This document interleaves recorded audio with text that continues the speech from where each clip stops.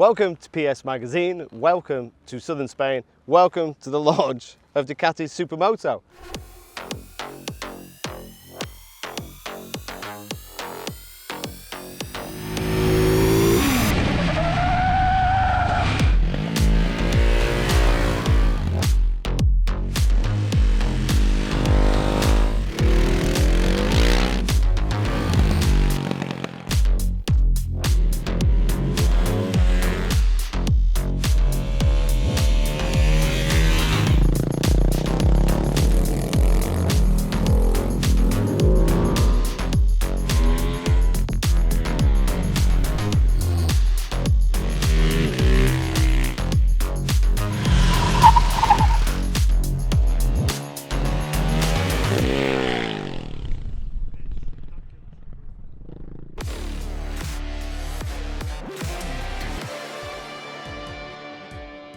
Now I say that with a bit of jovial joke in my voice because it's kind of incredible that Ducati have launched a Supermoto. A few years ago, we'd have never ever have guessed that Ducati were going to do that. I'm old enough to remember when Supermoto was huge in Europe and in the UK. In the kind of the late 90s, early 2000s, everybody went Supermoto crazy. Suzuki, Kawasaki, Yamaha, Vertimati, Husqvarna, Husaberg. It was just Supermoto crazy. And journalists like me, back then when I had hair, just had great fun riding supermotos that were pretty much unreliable, not great on the road, but fun on a little track like this. And then the market has just been owned by KTM, Gas, and Husqvarna, which is basically the same bike in different colours with slightly different spec. And I really love Supermoto. I had a Gas for 6 months last year, the 701, loved it, thought it was a really, really good bike. So it was a real surprise when Ducati go, we're going to launch a Supermoto. But what's interesting is they didn't do it through market research. They didn't go to Ducati Fest and in Mazzano ask everybody what they wanted. They kind of sat down 4 years ago and said, do you remember when we had that single cylinder Supermoto and we chopped an 851 or an 888 in half and we produced that single cylinder race bike that was phenomenal? Oh yeah. Well, what happens if we get like a 1299 Panigale and chop it in half and make a single? And when you think about it, it kind of makes perfect sense, and it saves a little bit of money because this is essentially, in many ways, half a Panigale. It's got the same bore, same stroke, same valves, same piston. So there's a lot of Panigale technology in this from the V-twin, and there's a lot of rider aids from the current Ducati range. So we've got wheelie control, slide control, traction control, multiple rider modes, cornering ABS, which are all lean sensitive, which is impressive on a Supermoto, and accessible. In terms of power, this is the most powerful single-cylinder Supermoto you can buy.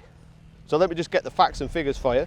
77.5 horsepower at 9,750 RPM, 46.5 foot-pounds of torque at 8,000, and it'll rev past 10,000. So this is the most powerful single-cylinder Supermoto. The little grey area here, because the KTM Husqvarna Gas is bigger in capacity and produces more torque. But if we were playing top trumps and it's like, is mine better than yours, this is the most powerful. What's also interesting is when we compare the weight, because this is 151 kilograms, which is incredibly light. And if you're carrying a little bit of timber like me, you're almost 2/3 of the bike, incredibly.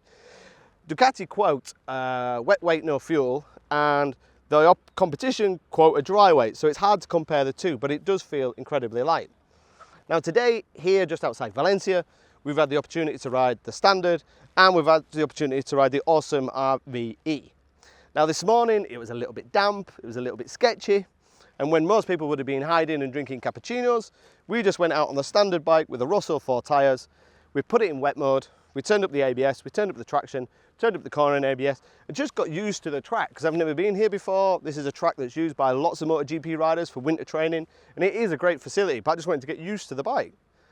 And what was strange was, you're riding a Supermoto made by Ducati with this phenomenal rev-happy and phenomenal power, but it was so easy to ride in that wet mode. This is compliant for A2 licenses. This could be ridden by somebody who's very new to bikes because you can trim those rider aids. The throttle delivery is really soft in wet mode, really surprising, and you can feel the ABS working, you can feel the traction working. I had a few moments where I gassed it, The tyre, you could feel it slide a little and it came back, beautifully controlled, none of this stuttering or backfiring, just perfectly controlled. And then as it dried out, you turn the rider aids a little bit down, you go into the road mode, you turn the ABS a little bit down, you turn the traction a bit down, you turn the wheelie control a little bit down, and you just get more involved with the bike. When you're in full power, when you're out the wet mode, you notice the over rev. This thing loves to rev, which is bizarre for a single. It'll rev past 10,000 and you can really rev it and really enjoy it, which is quite phenomenal for a single cylinder bike. If you had a time machine and you went back 20 years and said, I'm going to produce a single cylinder bike that's going to rev to 10,000 RPM, they'd have thought you were crazy. But it is really revvy and really enjoyable, and it's not a race engine. The service intervals are still huge. It's still got the Desmo top end. And then the throttle connection also when you get into the racier modes is really good, really smooth. Doesn't feel as sharp as the competition lower down. On the road it might lack a little bit of mid-range, it's hard to tell because we're here on a track and we're using the top third of the RPM. What's also interesting is the kind of weight balance and how the bike feels. It feels more on the front end than the competition. It feels more like a conventional naked street bike in that it's not sat on the back, it feels more on the front, and you don't have to ride it that hard to make it steer, where some of the competition you have to brake really hard, get it to steer and then off the brakes. And then this afternoon, we got to ride the RVE. So this has got the full race pipe, the race pegs, bit of crash protection, different air filter, and a slightly different mode on the wheelie control that lets you play with the wheelie control and have different levels. So you can gas it, have the wheelie control on maximum, and it'll just balance the wheelie.